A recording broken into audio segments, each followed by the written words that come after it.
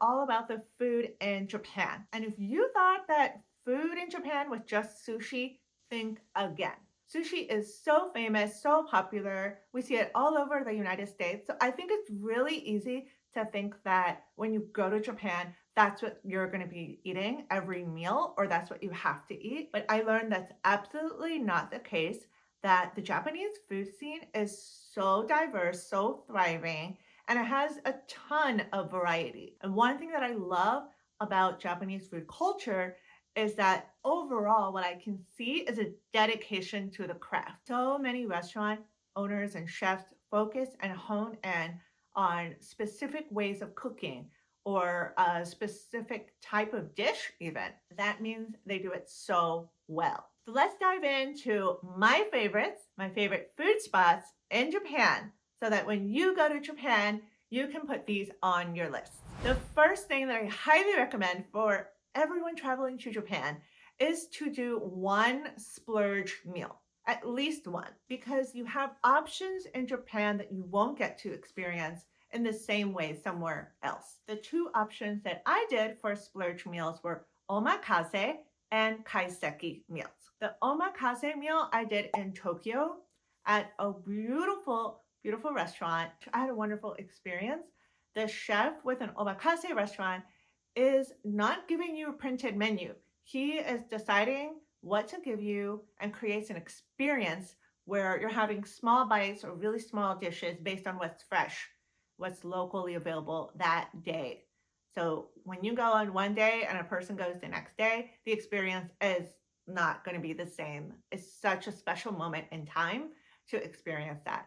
So the omakase restaurant in Tokyo, I highly recommend. I'm so happy now having my tea. This omakase meal has been incredible, where the chef has been putting out plate after plate of different things for us.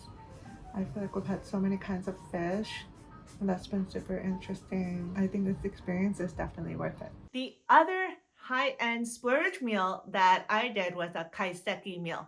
And this is more aligned to what we would experience in a fine dining format in the US. It is a multi-course tasting menu that has a printed menu. It is planned out ahead of time. It reflects seasonality and it reflects still what is available locally, but the dishes themselves are larger. They're constructed with multiple elements. Now, what I look for in a dish that wows me, that sticks in my memory, is a combination of flavors, a combination of textures, and usually some element of surprise. And maybe it has an ingredient used in an interesting way, or it's just the combinations that are surprising. The preparation, like something is fried that you never experienced fried, for example. So it really follows that kind of format. And the one that I went to was called Ito, ITO, in Kyoto.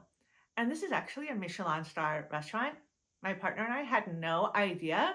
I just saw that it was highly rated on Google Maps. We walked over, we were able to get a reservation. We did a lunch reservation, a little easier on the budget. The experience was still incredible. The difference between this experience and the omakase is that the omakase is running I think with a smaller team. It was just two people working there.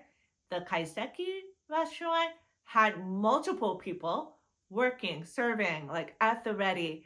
It was very coordinated, very organized, and to such a high standard. The dishes that we had there were not just like seafood based. It had a variety of dishes. And because I'm vegetarian, I was able to tell them that I actually eat fish sometimes. So for this meal, I decided, okay, I eat fish, but I'm not going to have any meat. And they adapted the menu for me perfectly. One thing that was really cool about what Ito did is that they would bring out the ingredients to show us in their whole form. So sometimes we would see a vegetable that we were not aware of, or, they would just show us platter they brought out of like all these different items, like all of these things are in your dish. So I really like that they made that connection for us to the actual source and the ingredients. And one thing that was so personal about the dessert is that one of the chefs working there actually brought ingredients for the dessert from his relative's farm. So we were eating something very special with a personal connection. And I really loved the storytelling, the way that the chef presented each dish. They were so surprising and delicious and totally worth it. So when you go to Japan, definitely invest in at least one splurge meal because this is the place to do it. One thing that I really appreciated about the chef at Ito was that he allowed me to have a written version of the menu. Since the menu is pre-planned, this is something that he was able to offer me and is great for accessibility because then I know what's happening. To let you in on exactly what we ate at this Kaiseki meal, let's review the menu. The first dish we had was chanwan mushi, a savory egg custard made with free-range eggs, wild vegetables, butterbur sauce, and charcoal grilled firefly squid. The second one was lily root tempura. Anything tempura is delicious, and this was no exception. Then we had a dish with wild vegetables, kujo green onions, and shrimp tempura. The next dish had red tuna, vinegared seki mackerel, red sea bream sashimi, and organic vegetables from Kyoto. Delicious. Then we had charcoal grilled eel, charcoal grilled rice balls with sea urchin and vinegared rice, and chrysanthemum greens with thickened sauce. Eel is very popular in Japan, and I love the opportunity to try it to see how they prepared it. It's very delicious and is like more earthy to me, more like a meat kind of in terms of how it tastes, but it's very cool. My partner had a Wagyu beef dish, Kuramato Prefecture Kuroje Wagyu beef, grilled on straw, 2-year aged roasted potatoes, spinach, Jerusalem artichoke, and ginger paste. And I had a vegetarian version of that dish that was still super delicious. Then the last savory dish with rice cooked with sakura shrimp, bamboo shoots, and Japanese pepper leaves, rolled omelette, pickles, and organic miso soup. This meal was hearty. It was filling. It was such an experience, a delight in every dish, and you get to ask questions, you get to find out more about what you're eating. You're right there at the counter. The last dish was, of course, a beautiful dessert. We had deep fried sakura mochi with homemade bean paste, citrus jelly, and organic strawberries. So the strawberries were the fruit that the chef got from his relative. I really enjoyed hearing about just one entrepreneur to another, just talking to the chef, like, how did you maintain this restaurant open during COVID? I think he launched right at the beginning, and he is to be commended because he is leading a successful business through a tough time. Now, of course, it's more open and easier, but he's got a Michelin star. I would say it's not overhyped. I think sometimes with Michelin stars, you wonder, is it worth it? No, this is totally worth it. So a kaiseki meal at Ito in Kyoto. My next tip for you for your food experience in Japan is to be intentional about your sushi experience. I do think you should experience sushi if you're open to it. This is the place to do it. And don't be afraid to have an adventure. 2 amazing sushi adventures that we had were, first, in Tokyo, we went to Tsukiji Market to the Hikobe sushi stall. We had sushi in the street. It was amazing.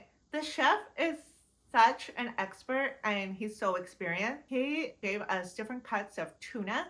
That was a main sushi that we had with him, where you could pick fatty tuna or you could pick different types of tuna. You can watch him make it right there. His knife work is so cool to see. And then you just eat at these little stand-up tables where very close to the people ordering. It's such a fun experience. It's definitely out of my comfort zone a little bit. I was so surprised at the quality and the taste of this sushi. So I think for that, it was the best for a just sushi experience. The second way that we experienced sushi that was super memorable and fun was at Sushi-Ei Sogawa in Toyama. What we did at this restaurant is we went and picked a platter that was focused on Toyama fish only. And remember that Toyama, if we haven't seen the video on Toyama, which we do have, and we highly recommend going there, It is on the opposite coast of Tokyo, right on the water. There is a bunch of seafood there that is local to the region. And by having this platter with them, they gave us the highlights of the sushi from the Toyama region. That was an experience in and of itself. They present to you one at a time, one piece for each person. At every place, I was having my green tea. I was in heaven with my green tea. So I was sitting at a beautiful counter with my partner and other people. There were chefs right in front of us. They were so immersed in their work, very choreographed, very confident in their movements. And then when they came out with the bites, there were so much differences. Some of them were simple with the fish and the rice. Some of them had creative elements like flowers and different things on them. I really enjoyed experiencing sushi that way, where I'm not picking. I don't know. Have the chefs pick for me. Give me that local experience. I highly recommend for you, be intentional about your sushi experiences and seek out interesting ways to experience sushi during your trip to Japan. Do you like sushi? Are you eating sushi on the regular in your everyday life? I'd love to know because I actually don't eat a lot of sushi. I only look for it on special occasions or special places or on special trips like in Japan. Another suggestion that I have for you is to look for just restaurants that are doing something special because you're going to find them everywhere. Another restaurant that was super memorable and is doing something interesting is called Veg and Bar Shinbalu, and that is in Toyama. Veg and Bar Shinbalu is focused on Japanese wine, so they have an extensive wine list that allows you to experience new things. While they're not a vegetarian restaurant, they have a focus on organic, locally sourced vegetables, including edible flowers. So they have some really interesting signature dishes.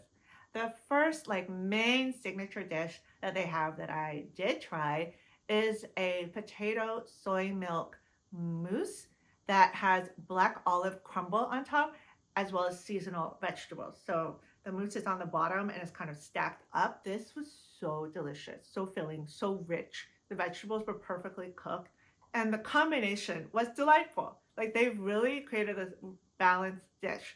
Super highly recommended. The other dish, which I wasn't as excited about, but it seemed to be one of their popular dishes, was an edible flower salad that used flowers from the region. I was very surprised by the flavors of the flowers, plus the dressing on top was perfectly combining and highlighting the flavors of the flowers. So while I thought that dish wasn't going to live up to the mousse, it was on the same level. Super delicious. Every city that you go to in Japan is going to have restaurants that are really carefully crafting their menu and have a purpose, have a vision for what they're doing. So seek out those interesting spots. The other fun thing that you can look for is a restaurant where you order on a vending machine. That's a completely different ordering experience than what you're used to. We got to experience that in Tokyo at an udon restaurant, where we had to translate everything on the vending machine. We went for it. It was called Udanya Yaizakura. The vending machine experience was a fun challenge for us. It was kind of playful to feel like, oh, we're picking what we want by pushing these buttons. We just ordered udon off of a vending machine. Produces these tickets where we've already paid for the food. We've already made our selections and then we'll give them to the chef. So cool. The dishes that was serving there, and he was the only one there, somehow manages to do it all. The main one that I had was udon noodles that had a sauce on the side, and I think I got is a sesame sauce. It also came with fried maitake mushroom, so that's tempura, and it came with rice with something on top. The tray was very, very filling, made on the spot, and I was struggling with my noodles because the noodles are kind of slippery. So the chef quietly and discreetly came over with a fork. I was a little bit bashful about it. I was like, yeah, I need the fork. Thank you. Another thing that I recommend when you're in Japan, don't be afraid to try a food that you love back at home or a cuisine that you love back at home and see what the Japanese twist on it is.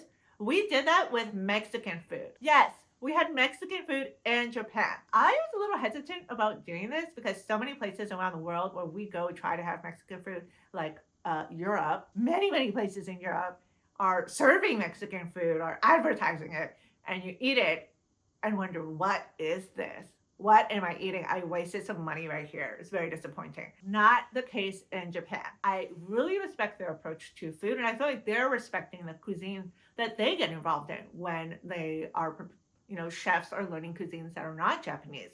We had two Mexican food experiences that were really good, really delightful. The first one is also in Toyama. Can you tell we had a great time in Toyama? This restaurant was called La Yuki.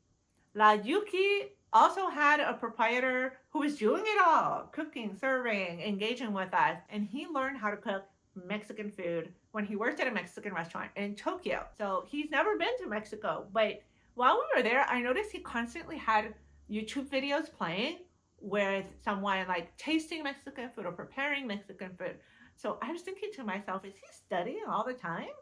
Like, this is really cool. He's very immersed in it. I had a vegetarian enchiladas there every time I went. I also ordered guacamole with chips, and I thought his version of guacamole was pretty good. It wasn't the best guacamole I had in my life, but I didn't ask it to be. I just wanted Mexican food, and I didn't want it to feel like a waste of money or like this horrible false experience.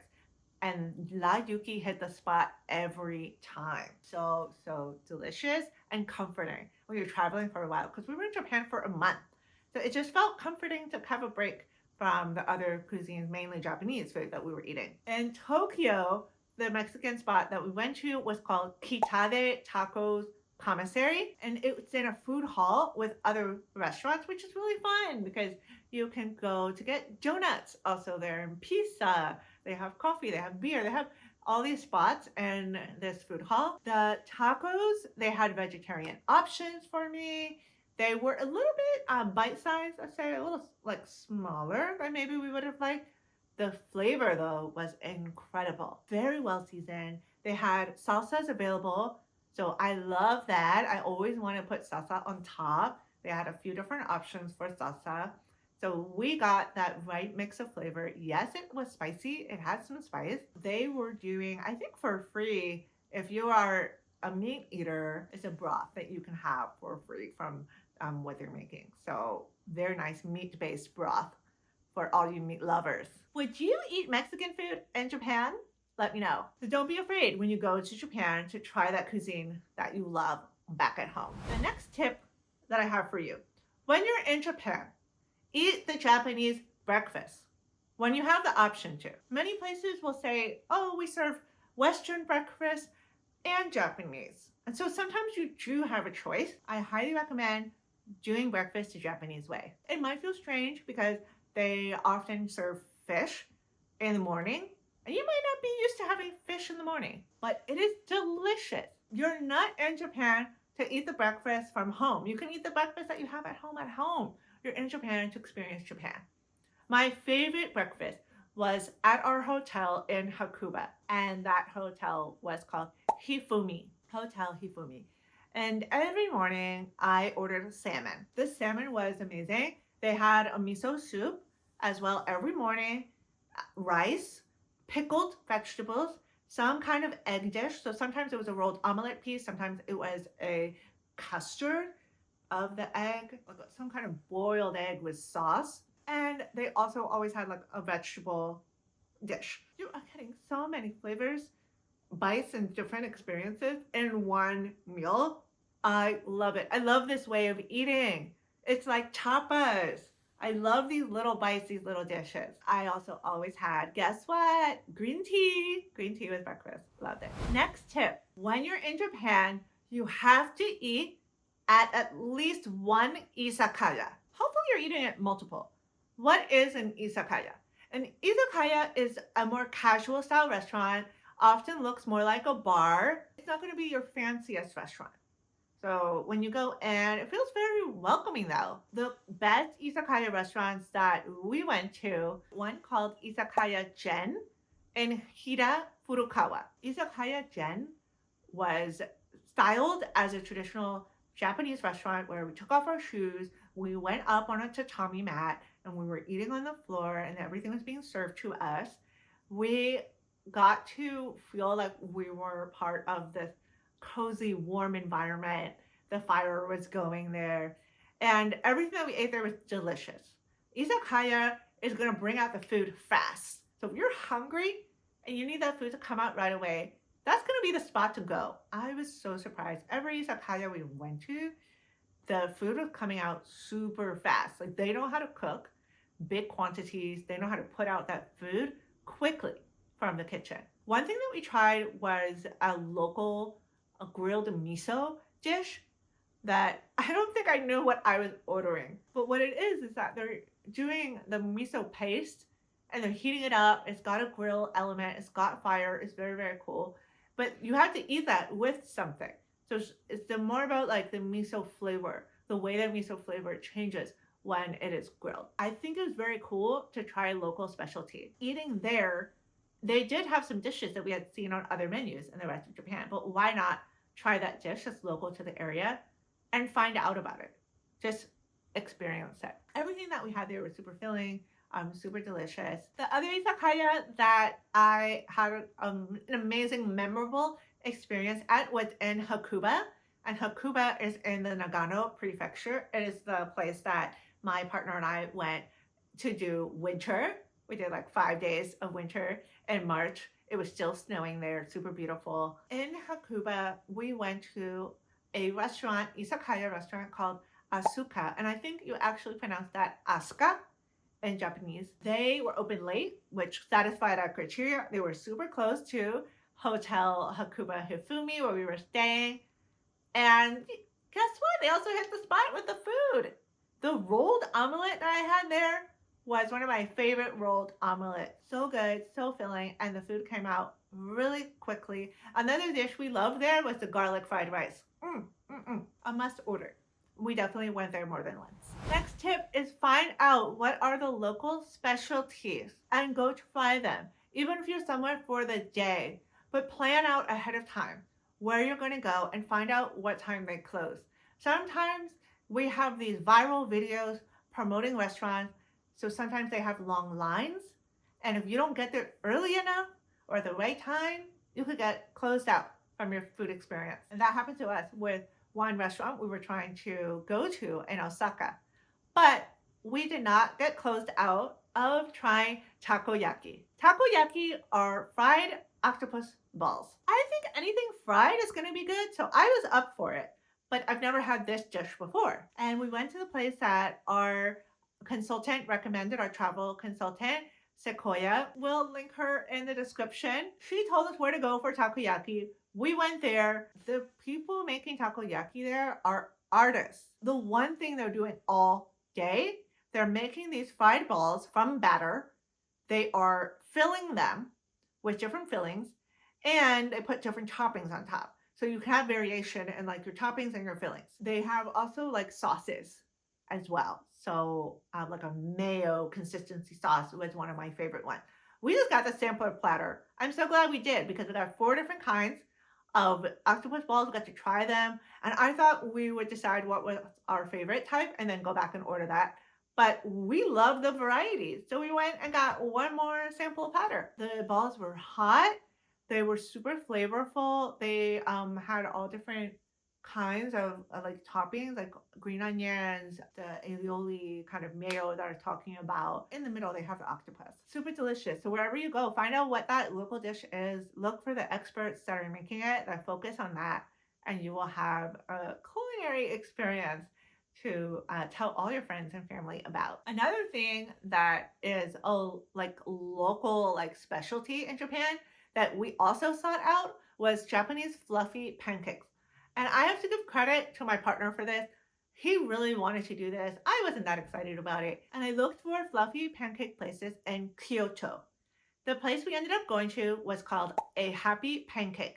I believe they're a chain. I believe they're actually all over Japan. So you can also go to A Happy Pancake. And when you look at these fluffy pancakes, they are really thick and big. And the 2 styles of pancakes that we got there were a matcha one and a tiramisu one. So delicious, so good, so filling. Artistry behind them. Happy Pancake was doing it right. A Happy Pancake. We did have to wait. We went to the restaurant. We were able to sign up for a spot. We got a number.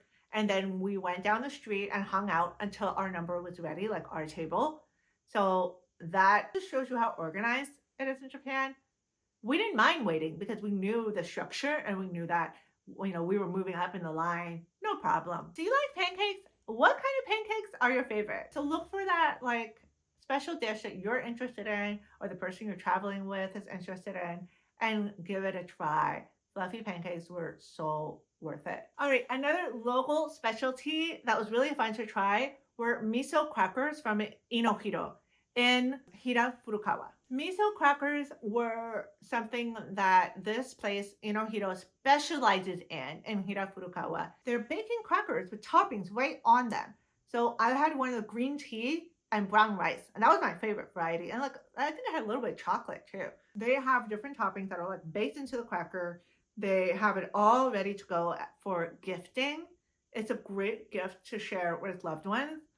And they have videos playing in the store showing how the crackers are made, the history of the company. They've been around for a long time. So that was really fun to find something that was special just about that place as a possible gift item. So there are so many ways that you can explore Japan and find out these things that are special and different and go experience them. Next tip for you is consider staying at a hotel that does a buffet breakfast because you will get exposed to so many dishes. You can try new things every day. Our favorite Japanese owned chain that we stayed at was the Onyado Nono chain. They have hotels all over Japan. We stayed in one in Kyoto and one in Toyama. The quality of food is pretty good for a buffet. I'm not saying these are gourmet restaurants. You will be satisfied and you will be full, which really helps when you're going to go out for a long day of experiencing Japan. I love being able to try different things. It was very easy for me to eat as a vegetarian or, fish if I wanted it. They had things that appeal to Western diets and they had so many Japanese options as well. The one fun thing too about staying at Onyado Nono is that they're actually feeding you at different times of the day. In the Kyoto hotel, they're doing this dessert service from 3 to 5. What? So if you're around the hotel, you can just have a bunch of desserts in the afternoon. They have the coffee station open, the tea station open.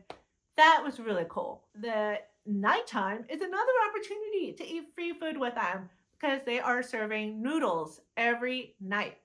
Now the noodles is just like one dish, and yes, it is in a meat broth. It's like a ramen style noodles.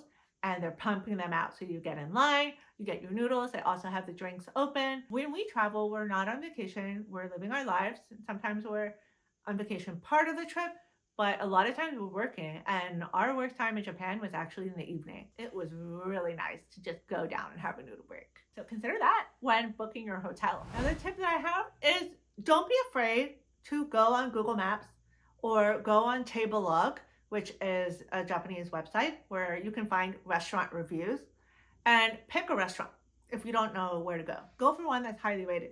Actually, on Google Maps, Japanese raters will rate something a little more stringently than we will. So if you see a restaurant with a 4, don't assume that that's like not a good restaurant, or even like a 3.8, 3.9. By Japanese standards, there are a lot of Japanese reviews. That's actually really good. So we went to one restaurant in the area on our Toyama trip called Iwasehama, which is the old shipping historical neighborhood. We went to a place called Stateless Noodle House, purely based on Google Maps. I was very hungry. I said, we have to eat somewhere, and I'm just gonna go on the map and see. The restaurant was very small, owner proprietor doing everything. It looked kind of like a house. It was so welcoming, so cozy. And he knows exactly what he was doing. We had noodle dishes with seafood. I had a dish that was very similar to linguine al vongole, except the noodles were more spaghetti thickness. Delicious. And I never would have found out about this place if I had not just done a quick Google Maps look. And I found out, hey, they're still open, but we gotta hurry. Let's go straight there. And we had such a beautiful experience. Those are all my tips for approaching your food experiences in Japan. I hope this video was helpful. I'm really trying to see how you can apply what I learned from my trip to Japan and make it easy for you. If you like this video, subscribe to the channel. We are putting out accessible travel content on the regular every 2 weeks, and thanks for watching. If you want to see more videos on inclusive and accessible travel, subscribe to BlindishLatina and let me know all your questions in the comments, and I will see you next time.